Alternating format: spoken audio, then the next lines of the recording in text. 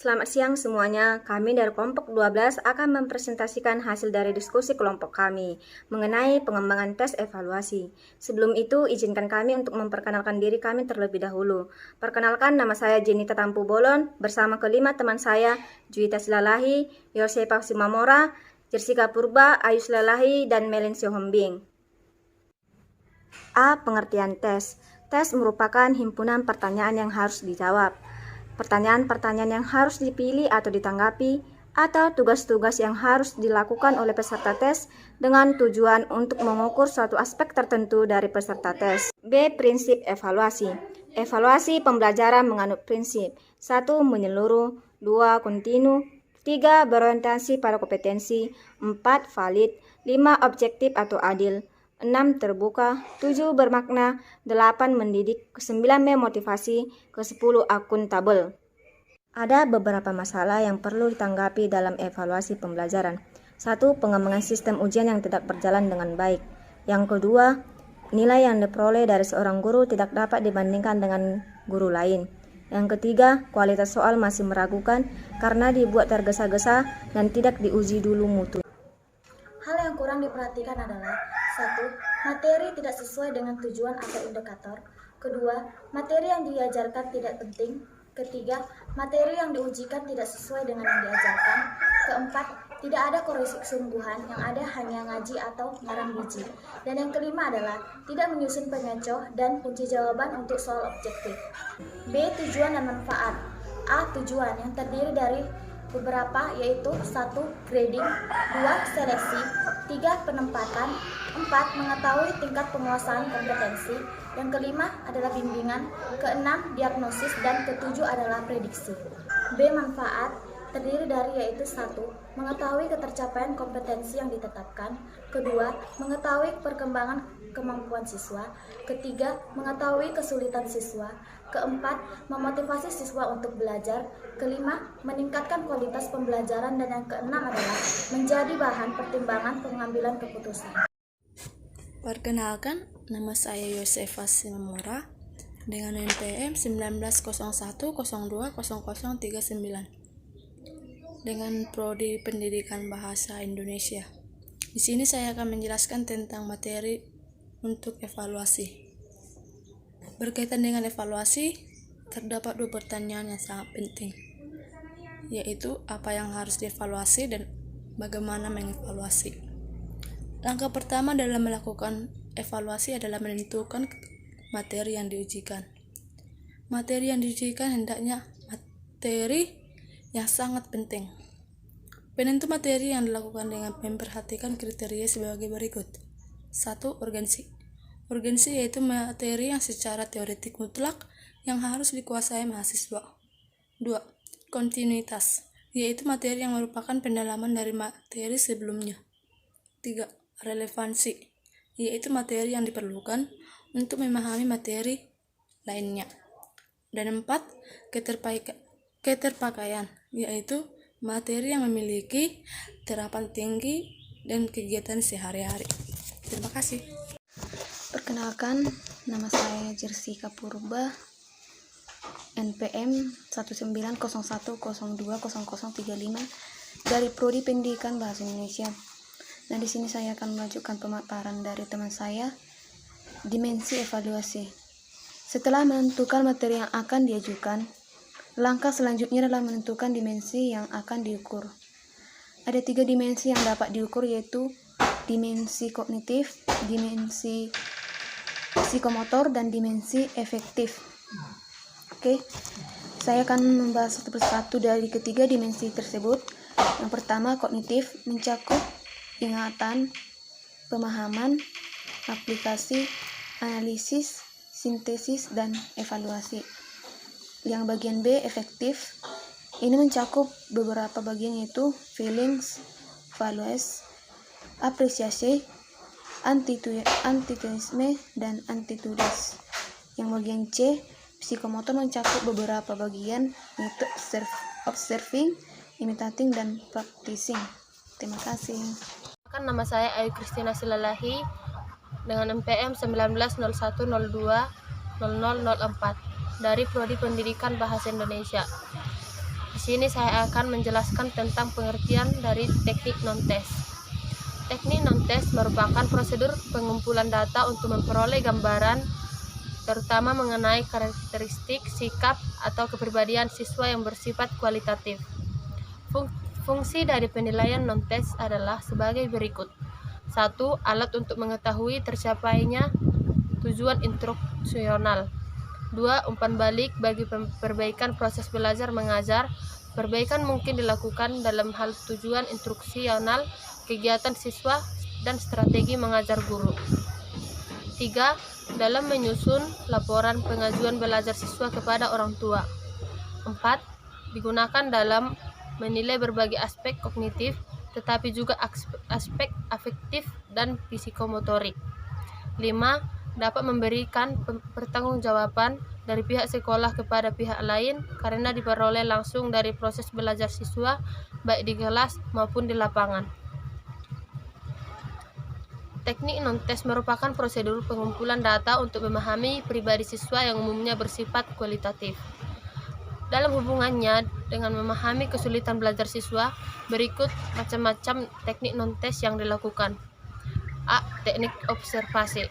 Observasi adalah suatu metode pengumpulan data dengan jalan pengamatan yang bertujuan untuk mendapatkan data tentang suatu masalah sehingga diperoleh suatu pemahaman dan dilakukan secara langsung dan secara sistematis. Dalam teknik observasi, ada beberapa hal yang perlu dilakukan. Di antaranya, 1.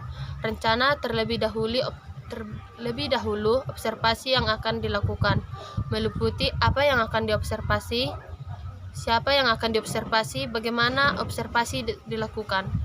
2. Lengkapilah dengan catatan selama observasi. 3. Kaji ulang hasil observasi dengan individu-individu yang terlibat.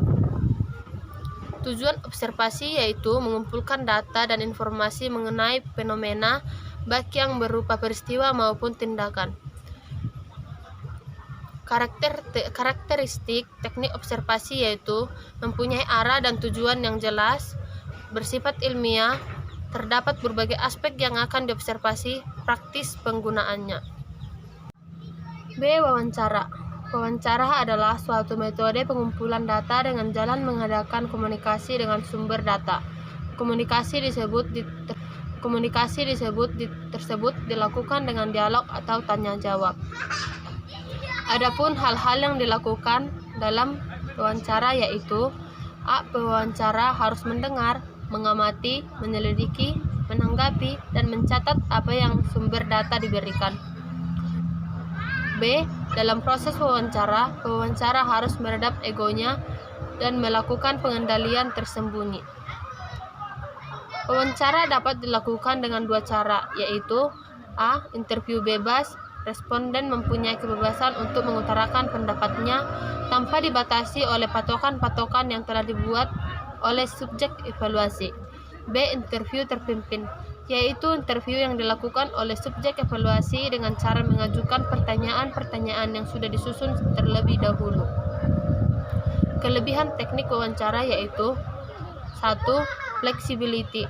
Wawancara dapat secara jelas mengajukan pertanyaan sesuai dengan situasi yang dihadapi pada saat itu.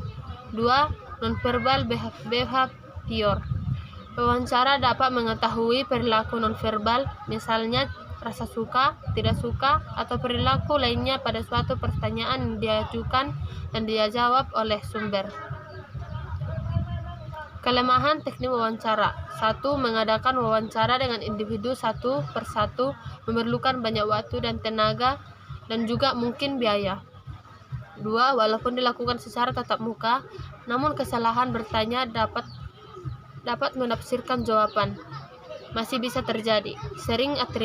Seringkali atribut seperti jenis kelamin, etnik, suatu sosial, jabatan, usia, pakaian, penampilan, fisik, dan sebagainya. 3. Keberhasilan wawancara sangat tergantung dalam kepandaian pewawancara dalam melakukan hubungan antar manusia atau human relation. 4. Wawancara tidak selalu tepat pada kondisi-kondisi tempat tertentu, misalnya di lokasi ribut dan ramai. 5. Sangat tergantung pada kesedihan dan kemampuan dari wawancara. C. Kuesioner atau angket. Kuesioner atau angket adalah alat pengumpul data melalui komunikasi tidak langsung, yaitu melalui tulisan. Angket ini berisi daftar pertanyaan yang ditujukan kepada responden untuk dijawab, di mana peneliti tidak langsung bertanya jawab dengan responden yang bertujuan untuk mengumpulkan keterangan tentang berbagai hal yang berkaitan dengan responden antar manusia atau human relation. 4. Wawancara tidak selalu tepat pada kondisi-kondisi tempat tertentu, misalnya di lokasi ribut dan ramai. 5. Sangat tergantung pada kesedihan dan kemampuan dari wawancara. C. Kuesioner atau angket. Kuesioner atau angket adalah alat pengumpul data melalui komunikasi tidak langsung, yaitu melalui tulisan. Angket ini berisi daftar pertanyaan yang ditujukan kepada responden untuk dijawab, di mana peneliti tidak langsung bertanya jawab dengan responden yang bertujuan untuk mengumpulkan keterangan tentang berbagai hal yang berkaitan dengan responden. Macam-macam kuesioner yaitu dapat ditinjau dari beberapa segi. Ditinjau dari segi siapa yang menjawab, dan ditinjau dari segi cara menjawab. Pemeriksaan dokumen atau documentary analysis. Evaluasi mengenai kemajuan, perkembangan atau keberhasilan belajar peserta didik tanpa menguji teknik non-tes. Juga diketahui dalam memperkaya cara melakukan pemeriksaan terhadap dokumen-dokumen, misalnya dokumen yang memuat informasi mengenai riwayat hidup atau autobiografi. E. Sosiometri. Sosiometri adalah alat yang tepat untuk mengumpulkan data mengenai hubungan-hubungan manusia, tingkah laku manusia, atau murid. Sosiometri adalah alat untuk meneliti struktur sosial dari suatu kelompok individu dengan dasar penelaahan terhadap relasi sosial dan status sosial dari masing-masing anggota kelompok yang bersangkutan. Macam-macam sosiometri yaitu: 1. Tes yang mengharuskan untuk memilih beberapa teman dalam kelompok sebagai pernyataan kesukaan untuk melakukan kegiatan tertentu atau kriterium bersama-sama dengan teman-teman yang dipilih. 2. Tes yang dilakukan harus menyatakan kesukaannya atau ketidaksukaannya terhadap teman-teman dalam kelompok pada umumnya.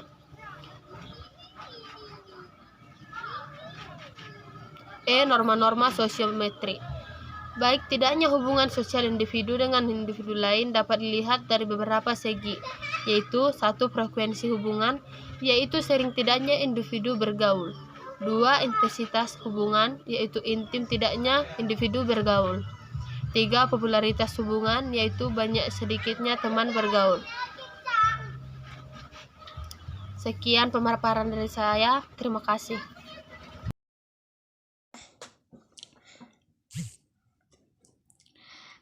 Evaluasi dimensi kognitif. Teknik evaluasi teks pada umumnya digunakan untuk mengukur prestasi belajar. Evaluasi dimensi kognitif lebih cenderung pada penggunaan tes, terutama tes tulis. Langkah-langkah umum yang dapat dilakukan adalah sebagai berikut: menentukan tujuan penilaian, B. menentukan kompetensi yang akan dituliskan, C. menentukan materi yang penting, D. menentukan profesi dan penyebaran soal. E. Membuat kisi-kisi soal. F. Menulis soal dengan memperhatikan validitas dalam bentuk soal benar, salah, pilihan ganda, menjodohkan isi, dan jawaban singkat. G. Menyusun pedoman psikoran.